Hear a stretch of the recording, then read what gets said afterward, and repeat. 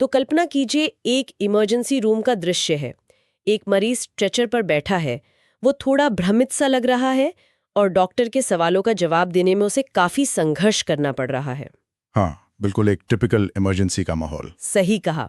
तो डॉक्टर उस मरीज के पास जाते हैं और उससे एक बहुत ही सामान्य सा काम करने को कहते हैं। डॉक्टर कहते हैं कि अपनी दोनों बाहों को सीधे सामने की ओर फैलाओ, हथेलियों को बाहर की तरफ रखो और उंगलियों को छत की तरफ तान कर रखो। मतलब ठीक वैसा ही जैसे कोई ट्रैफिक पुलिस वाला गाड़ियों को रोकने का इशारा करता है। एकदम सही। मरीज अपनी बाहें उठाता है, कुछ सेकंड तक सब बिल्कुल सामान्य लगता है और फिर अचानक उसके दोनों हाथ एक झटके से नीचे गिरते हैं और अगले ही पल वापस उसी तनी हुई स्थिति में आ जाते हैं। जैसे किसी अदृश्य ताकत ने एक पल के लिए उसके हाथों की ताकत छीन ली हो। हाँ, और ये कोई साधारण थकान नहीं है, ये एक बहुत ही विशिष्ट, बहुत ही गहरा क्लिनिकल साइन है। ठीक है, आइए आज की इस डीप डाइव में इसे थोड़ा खोलकर समझते हैं।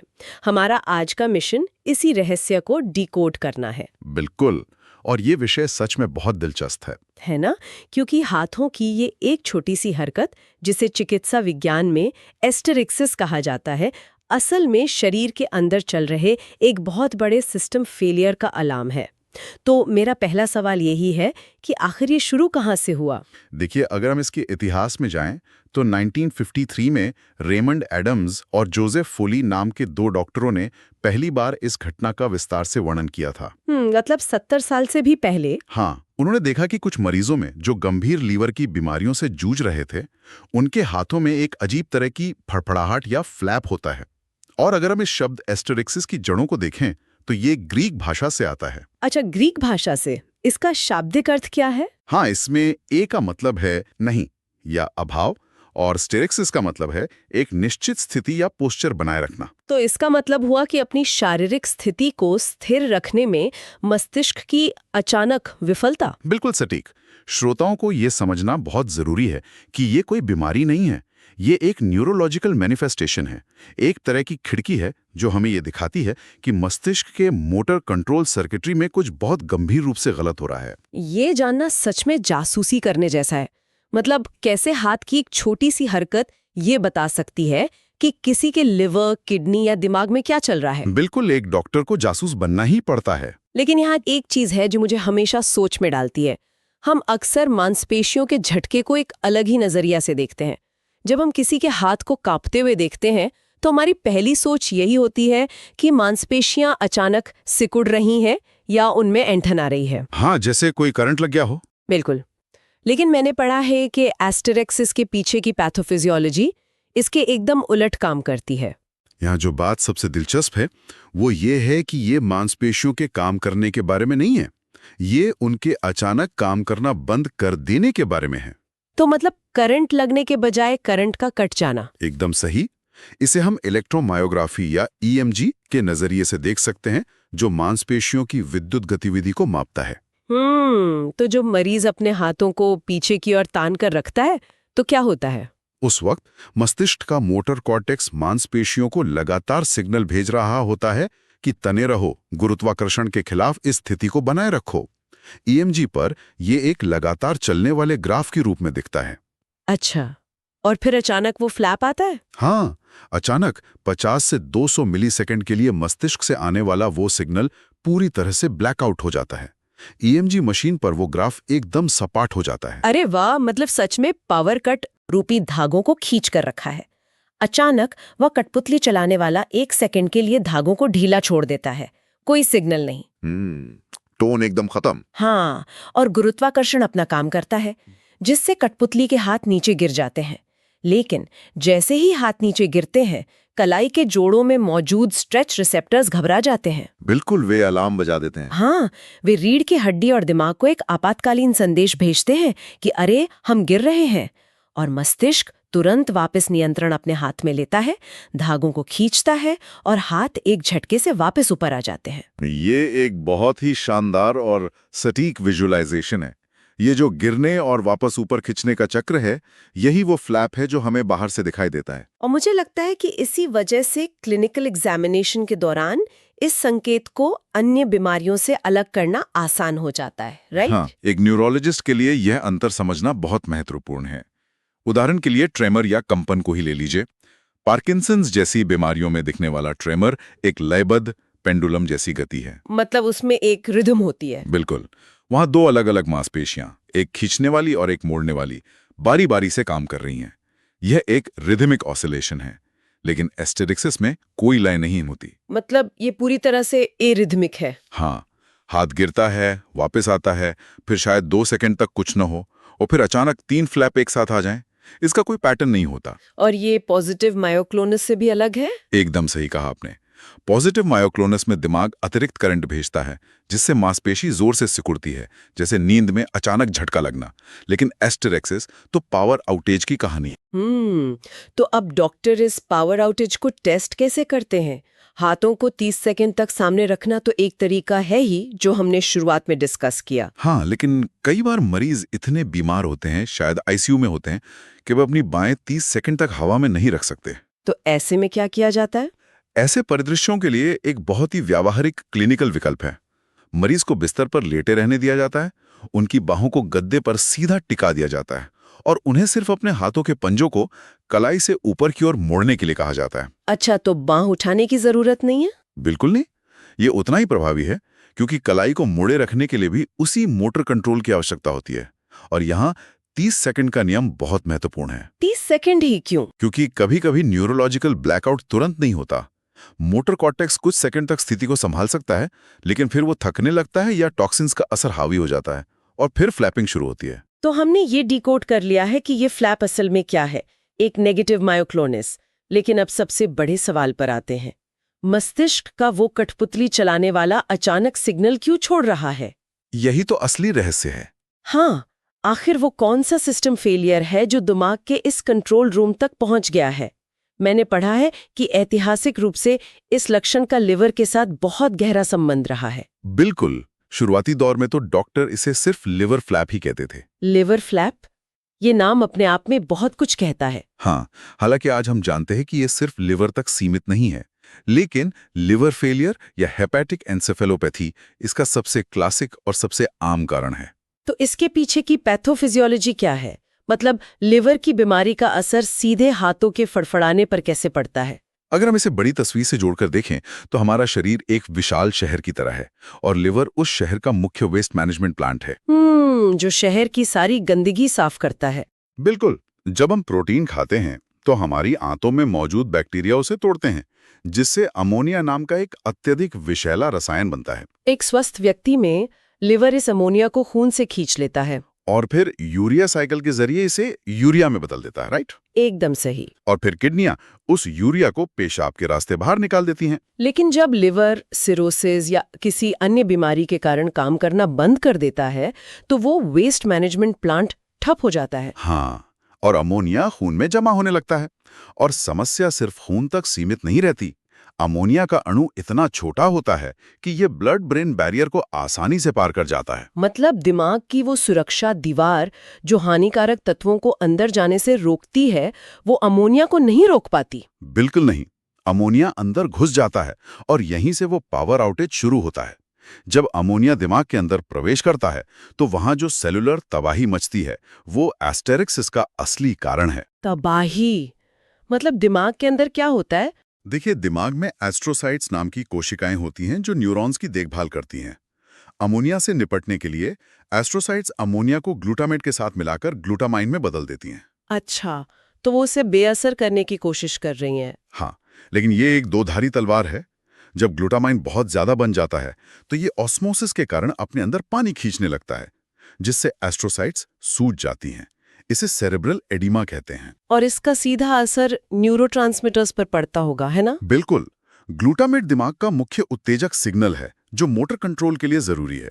जब सारा ग्लूटामेट अमोनिया को बेअसर करने में खर्च हो जाता है तो दिमाग के पास मांसपेशियों को तने रहने का सिग्नल भेजने के लिए रसायन ही नहीं बचता। अरे बाप रे, मतलब सिग्नल भेजने वाला केमिकल ही खत्म हो गया। हाँ, और साथ ही गाबा नाम का एक और रसायन बढ़ जाता है। जो दिमाग को सुस्त करता है। तो एक तरफ एक्साइटमेंट कम हो रहा है, दूसरी तरफ सुस्ती बढ़ रही है। नतीजा, मोटर कॉर्टेक्स का वो 200 मिलीसेकंड का ब्लैकआउट और हाथ नीचे गिर जाते हैं। एकदम सही। इस पूरी बायोकेमिकल चेन रिएक्शन को समझना बहुत जरूरी है, क्योंकि ये समझाता है कि क्यों ये एक मेटाबॉलिक समस्या है। और शायद यही कारण है कि जब एस्टेरिक्सिस लिवर फेलियर या किडनी फेलियर के कारण होता है तो ये हमेशा दोनों हाथों में एक साथ दिखता है। हाँ बिल्कुल। यूरेमिया में भी, जहाँ यूरिया खून में जमा हो जाता है, या रेस्पिरेटरी फेलियर में, जहाँ कार्बन डाइऑक्साइड दिमाग में जमा हो जाता है, ये हमेशा बाइलेटरल यानी दोनों हाथों में होता है। ये बाइलैटरल वाला बिंदु बहुत महत्वपूर्ण है, क्योंकि विषैला खून शरीर के किसी एक हिस्से का चुनाव तो करेगा नहीं। सही कहा। वो अमोनिया या यूरिया से भरा खून पूरे दिमाग में एक साथ सर्कुलेट हो रहा है, इसलिए दायां और बायां दोनों मोटर कॉर्टेक्स एक साथ प्रभावित होते हैं। हालांकि फ्लैपिंग एकदम सिंक्रोनाइज नहीं भी हो सकती है, हो सकता है दायां हाथ पहले गिरे फिर बायां, लेकिन समस्या दोनों तरफ मौजूद होगी। बिल्कुल, ये पूरे शरीर की बीमारी का सबसे बड़ा सुराग है। तो यहाँ तक की चर्चा हमें एक बहुत ही स्पष्ट तस्वीर देती है कि अंदरूनी अंगों का फेल होना मेटाबॉलिक एन्सेफेलोपैथी का कारण बनता है। लेकिन यहाँ ये बात सच में बहुत दिलचस्प हो जाती है, क्योंकि क्लिनिकल प्रैक्टिस इतनी सीधी तो होती नहीं है। हाँ वो तो है। कई बार लिवर और किडनी पूरी तरह से स्वस्थ होते हैं, मरीज को सांस की भी कोई बीमारी नहीं होती, फिर भी उसके हाथों में एस्टेरिक्सिस दिखाई देता है। और ये हमें एक बहुत ही दिलचस्प डायग्नोस्टिक मोड पर ले जाता है। दवाओं के साइड इफेक्ट्स। ये वो क्षेत्र है जहां एक डॉक्टर को सच में एक जासूस की तरह सोचना पड़ता है। ऐसी कई दवाएं हैं जो न्यूरोलॉजिकल सिस्टम में हस्तक्षेप करके एस्टेरिक्सिस पैदा कर सकती हैं। बिल्कुल। एंटी एपिलेप्टिक दवाएं, जिन्हें एडी कहते हैं, जैसे फेनेटोइन और गैबापेंटीन, इसके सामान्य कारण हैं। इसके अलावा बाइपोलर डिसऑर्डर में इस्तेमाल होने वाला लिथियम भी है। हाँ, लिथियम और पार्किंसंस में दी जाने वाली लेवोडोपा, और यहाँ तक कि कुछ विशेष एंटीबायोटिक्स भी इस सूची में शामिल हैं। और मैंने एक जगह मेट्रोजेमाइड माइलोग्राफी का भी जिक्र पढ़ा था, जिसके बाद मरीजों में डिलीरियम और एस्टेरिक्सिस देखा जा सकता है। सही पढ़ा आपने। बाहरी रसायनों का नर्वस सिस्टम पर ये सीधा प्रभाव है। लेकिन दवाओं वाले इस परिदृश्य में एक विशेष दवा है जो क्लिनिकल रीजनिंग का एक अद्भुत केस स्टडी पेश करती है। आप वैल्प्रोइक एसिड की बात कर रहे हैं, राइट? बिल्कुल। जिसे मिर्गी या सीजर्स को रोकने के लिए दिया जाता है। एकदम सही। अब मान लीजिए एक युवा मरीज जिसे मिर्गी है, वैल्प्रोइक एसिड ले रहा है।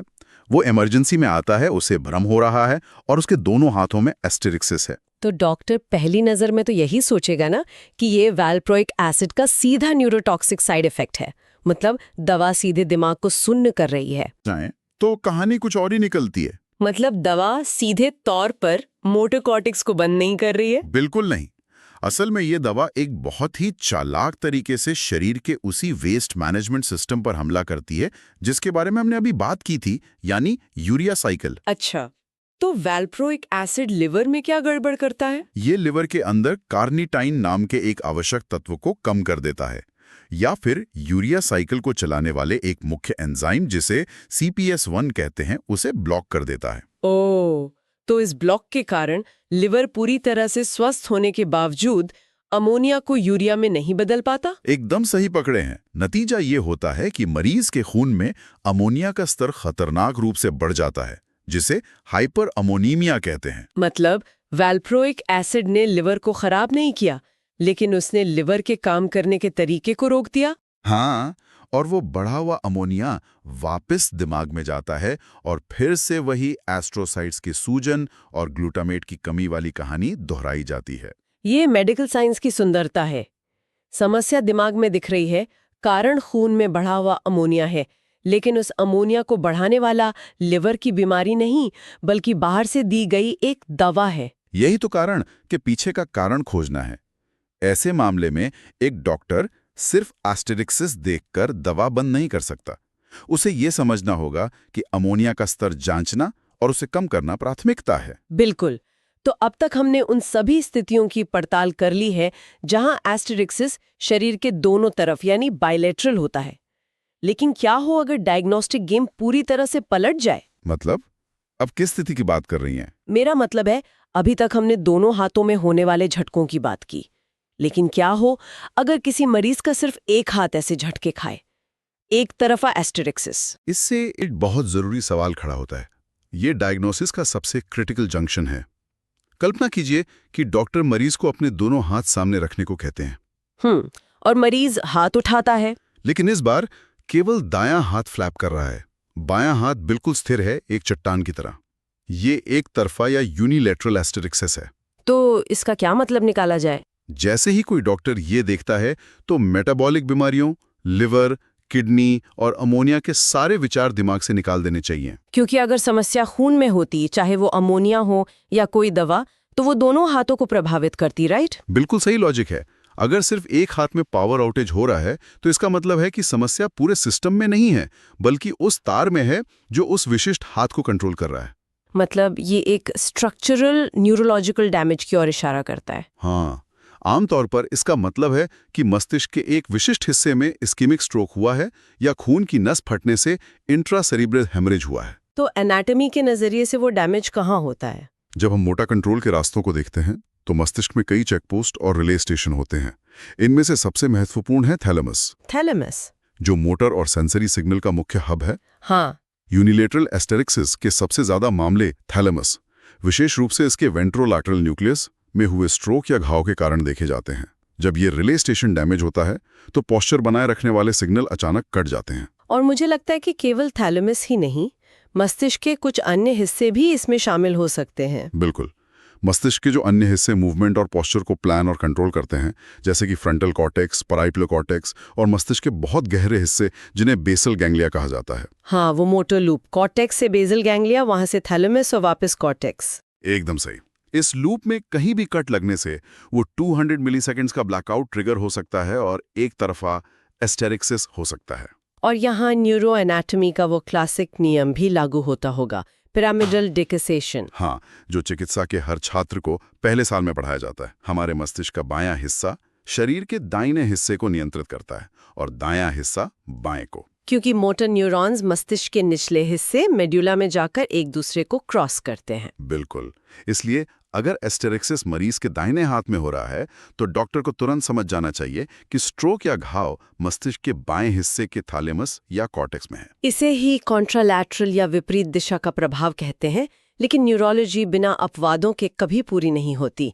क्या ऐसे भी मामले हैं जहां घाव दिमाग के जिस तरफ हो उसी तरफ का हाथ फ्लैप करे? हाँ, ऐसा होता है और ये बहुत ही विशिष्ट चोटों में होता है। अगर घाव सेरिबेलम में है, जो मस्तिष्क के पीछे का वो हिस्सा है जो संतुलन को नियंत्रित करता है, तो एस्टेरिक्सिस उसी तरफ हो सकता है। मतलब इप्सिलैटरल प्रभाव। ऐसा क्यों? ऐसा इसलिए है क्योंकि सेरिबेलम से निकलने वाले फाइबर या तो क्रॉस ही नहीं होते या फिर वे दिमाग के स्टेम में 2 बार क्रॉस होते हैं, जिससे प्रभाव अंततः उसी तरफ वापस आ जाता है। और क्या ब्रेन स्टेम की चोटों में भी ऐसा होता है? हाँ, ब्रेन स्टेम के निचले हिस्सों जैसे पोन्स और मेडुला की कुछ विशेष चोटों में भी इप्सिलैटरल एस्टेरिक्सिस देखा जा सकता है। ये एनाटॉमी का एक ऐसा सूक्ष्म विवरण है जो एमआरआई स्कैन से पहले ही डॉक्टर को घाव की सटीक जगह का अनुमान लगाने में मदद कर सकता है। ये सच में हैरान करने वाला है। मतलब 30 सेकंड के एक साधारण से शारीरिक परीक्षण से एक डॉक्टर ये डिकोड कर सकता है कि समस्या लिवर में है, दवा की पर्ची में है या फिर दिमाग के बाएं थैलेमस में एक ब्लड क्लॉट है। यही तो मेडिकल डायग्नोसिस का सबसे शुद्ध और सबसे प्रभावशाली रूप है। तो हमने ये जान लिया कि ये क्या है, क्यों होता है और इसके पीछे के एनाटॉमिकल रास्ते क्या हैं। अब आते हैं इसके समाधान पर। तो इस सब का असल में क्या मतलब है? अगर कोई मरीज इस स्थिति में है तो इसका इलाज कैसे किया जाता है? देखिए, इसका बहुत सीधा जवाब है, कोई सीधा इलाज नहीं है। क्या मतलब कोई ऐसी दवा नहीं है जो इस फ्लैप को रोक दे? नहीं, और ऐसा इसलिए है क्योंकि एस्टेरिक्सिस कोई बीमारी है ही नहीं जिसका अपना कोई इलाज हो। हम हाथों को बांधकर या कोई एंटी ट्रेमर दवा देकर इस फ्लैप को नहीं रोकते। क्योंकि फ्लैप अपने आप में समस्या नहीं है, वो सिर्फ एक अलार्म है। बिल्कुल। हमारा पूरा ध्यान उस आग को बुझाने पर होता है जिसकी गर्मी मोटर कॉर्टेक्स को झुलसा रही है। मतलब अलार्म को बंद करने के बजाय आग बुझाने पर ध्यान देना है। एकदम सही। अगर डायग्नोसिस ये बताता है कि ये लिवर फेलियर और बढ़े हुए अमोनिया के कारण है, तो ट्रीटमेंट प्रोटोकॉल तुरंत लैक्टुलोज जैसी दवाएं देना होगा जो आंतों से अमोनिया को खींचकर बाहर निकाल देती हैं। और अगर ये किडनी फेलियर के कारण है तो मरीज को तत्काल डायलिसिस पर रखना होगा ताकि खून से यूरिया साफ हो सके। और अगर ये वैल्प्रोइक एसिड का टॉक्सिक असर है तो हमें तुरंत उस दवा की डोज को कम करना होगा या उसे किसी और दवा से बदलना होगा। और वो एक तरफा एस्टेरिक्सिस वाले मामले जहां स्ट्रोक हुआ है, वहाँ न्यूरोलॉजिकल इमरजेंसी प्रोटोकॉल लागू होता है, ब्लड थिनर्स देना, क्लॉट को घोलना या हेमरेज को रोकना। जैसे ही मूल कारण को ठीक किया जाता है, रक्त शुद्ध होता है और न्यूरॉन्स का फंक्शन वापस लौटने लगता है। और वो हाथों का फ्लैप अपने आप गायब हो जाता है? बिल्कुल, बिना किसी सीधे इलाज के। ये पूरी चर्चा श्रोताओं के लिए ये समझने का एक शानदार मौका है कि मानव शरीर कैसे एक गहरे जुड़े हुए नेटवर्क की तरह काम करता है। हाँ, हम लिवर को एक अलग बॉक्स में और मस्तिष्क को एक अलग बॉक्स में नहीं रख सकते। सही बात है। आंतों में बैक्टीरिया द्वारा बनाया गया एक छोटा सा रसायन खून के रास्ते दिमाग की सबसे जटिल सर्किटरी को हाईजैक कर सकता है और कलाई के जोड़ों की हरकत को बदल सकता है। यही वजह है कि आज के इस हाई-टेक मेडिकल युग में भी एक डॉक्टर का मरीज के शरीर को ऑब्जर्व करना इतना प्रासंगिक है। मशीनें हमें निश्चित उत्तर देती हैं, लेकिन शरीर हमें सबसे पहले सवाल पूछना सिखाता है। बिल्कुल। 30 सेकंड का वो टेस्ट ये तय करता है कि हमें किस मशीन की तरफ जाना है। इस गहरी चर्चा से ये बहुत स्पष्ट हो जाता है कि न्यूरोलॉजी और शरीर के मेटाबॉलिज्म की दुनिया आपस में कितनी गहराई से जुड़ी हैं। शरीर हमेशा अपनी स्थिति के बारे में संचार कर रहा है। बस वो भाषा शब्दों में नहीं, बल्कि टोन, रिफ्लेक्स और सूक्ष्म हरकतों में होती है। और यही हमें एक बहुत ही दिलचस्प विचार के साथ छोड़ता है। आज हमने देखा कि कैसे 30 सेकंड के लिए हाथ सीधे रखने जैसी एक सामान्य सी स्थिति हमारे शरीर के सबसे गहरे रासायनिक रहस्यों को उजागर कर सकती है। बिल्कुल। तो क्या ये संभव है कि हमारी पलकों के झपकने के तरीके, हमारे चलने की लय या हमारी मांसपेशियों के सबसे हल्के तनाव में ऐसे और भी अनगिनत संकेत छिपे हो? ये तो बहुत ही गहरा सवाल है। ऐसे संकेत जिन्हें हमारा नर्वस सिस्टम हर पल एक डिस्प्ले बोर्ड की तरह प्रदर्शित कर रहा है, और चिकित्सा विज्ञान अभी भी उस भाषा के कई पन्नों को पढ़ना सीख रहा है। अगली बार जब कोई शारीरिक प्रतिक्रिया सामान्य से थोड़ी अलग लगे, तो ये याद रखना दिलचस्प होगा कि शरीर हमेशा एक कहानी कह रहा होता है। आज की इस डीप डाइव में बस इतना ही। हमारे साथ जुड़ने के लिए शुक्रिया।